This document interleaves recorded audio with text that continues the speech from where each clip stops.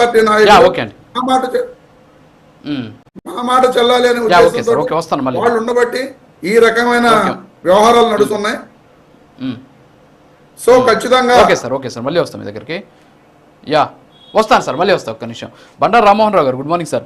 So ఓవరాల్గా అయితే మన కారుమంచి రమేష్ గారు మాట్లాడినట్టు వైఎస్ఆర్ కాంగ్రెస్ పార్టీకి ఆశలు ఇంకా సజీవంగానే ఉన్నాయి. ఎందుకంటే నిన్న జరిగింది ఎండ్ కార్ట్ అనుకోలేం. ఎందుకంటే అనేక సందర్భాల్లో అనేక చోట్ల కూడా ఈరోజు టీడీపీ జనసేన మధ్య ఇలాంటి వివాదాలు నడుస్తూనే ఉన్నాయని చెప్పి చెప్తున్నటువంటి పరిస్థితి. సో పిఠాపురం వర్మ విషయంలో కూడా అదేమి ఎండ్ కార్డు కాదు అనేసి ఆయన చెప్తున్నారు. సరే, ఇవన్నీ పక్కన పెడితే అసలు నిన్న చూసాం. సో ఆయన రావడం కానీ, కార్యక్రమంలో హాజరు కావడం కానీ, పవన్ కళ్యాణ్ ఆయనతోటి కలివిడిగా లేరు అనేసి కారుమంచి రమేష్ గారు చెప్తున్నారు. కొన్ని వీడియోస్లో మనం చూసాం. సో కలిసి ఉన్నటువంటి పరిస్థితి. అలాగే ఎస్పీ గారి విషయంలో కూడా కొత్త గందరగోళం జరిగింది. అది కూడా మనం అంగీకరించాల్సినటువంటి విషయం. సో ఓవరాల్గా చూసుకుంటే పిఠాపురానికి సంబంధించి ఈ ఇష్యూలో ఎండ్ కార్డు పడిందని మనం భావించవచ్చా, లేకపోతే ఇంకా కూడా ఇది అలాగే నివురుగప్పిన నిప్పులాగా ఉందనేసి అనుకోవచ్చా?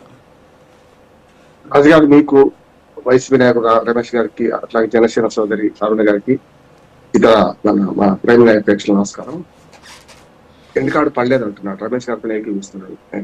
ఎందుకంటే మొదలు నియోజకవర్గ పరిస్థితులు అర్థం చేసుకోవాలి మనం. ఎందుకంటే ఆడలేక మధ్యలో కూడా ఇప్పుడు వీళ్ళు కలవలేక ఎదుటి వారిని ఎందుకు కడుతున్నారని నేను అంటున్నాను. రమేష్ గారు చాలా విషయాలు చెప్పారు. నేను అసలు చాలా విషయాలు చెప్దాం అనుకుంటే అవన్నీ వారు చెప్పేశాను స్పష్టంగా. నాకు జనసేన మీద కోపం లేదు, జనసేన మీద అంతకంటే వేరే అభిప్రాయం లేదు. కానీ చాలా సార్లు జనసేనను సమర్థించిన వాటిగా ఈ విషయంలో మాత్రం ఇక్కడికి వచ్చే కల్లా ఈ పిఠాపురంలో ఎందుకు ఈ లుకలుకలు ఉన్నాయి, ఈ లుకలకు ఎందుకు పవన్ కళ్యాణ్ గారు పూర్తిగా పరిష్కరించలేకపోతున్నారు అంటారు.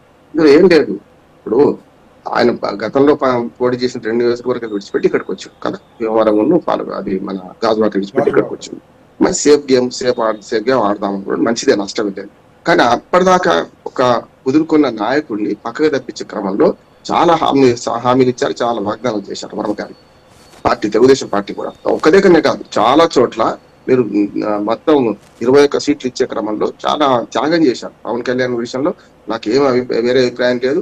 గేమ్ చేంజర్ గా మారిండు. నిజంగా చెప్పారంటే లోకేషే కాదు, వర్మ గారు అన్నమాట తప్పు. లోకేష్ మొత్తం గేమ్ చేంజర్, లోకేష్ తీసుకొచ్చింది కరెక్ట్ కాదు.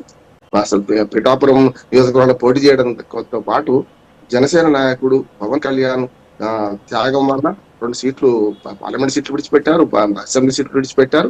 ఆ కూటమిలో ఫెవికాల్ లాగా అతకపోయింది. ఆ 2 పార్టీలను కలిపారు. దానికి ఆ విషయంలో నేను ఎక్కడ విధాభిప్రాయం లేదు.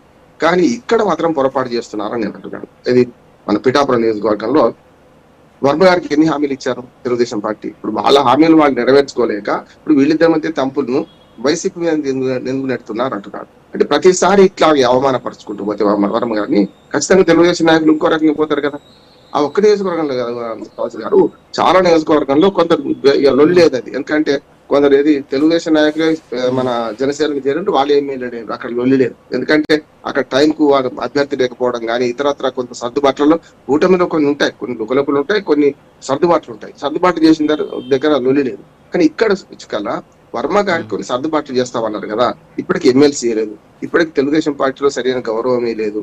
దానికి ఆక్రోశం ఉంది. రెండోది ఏంటంటే వర్మ కర్మ ఎట్లా అయిపోయిందో అంటున్నాను నేను. గతంలో ఇదే మన నాగబాబు గారు వర్మ కర్మ అని మాట్లాడారు కదా ఒక సభలో. మరి ఏ రకంగా అవమానించినట్టు కదా. అంటే ఇవన్నీ ఎట్లా ఉన్నాయంటే తిట్టను పోరా అని ఓ మాట తిట్టినట్టున్నది, ఇంకోటి పొమ్మ లేక పొగబెట్టినట్టుంది అంటున్నాను స్పష్టంగా. దీనికి ఎండ్ కార్డు పడేది ఎవరి నుంచి అంటే పవన్ కళ్యాణ్ నుంచి పడుతుంది, ఇంకెవరు కాదు. ఇప్పుడు నాగబాబు ఇంకెవరు కల్పించుకుంటే పడదు. ఎందుకంటే ఆ విభేదాలు అట్లా రాదు.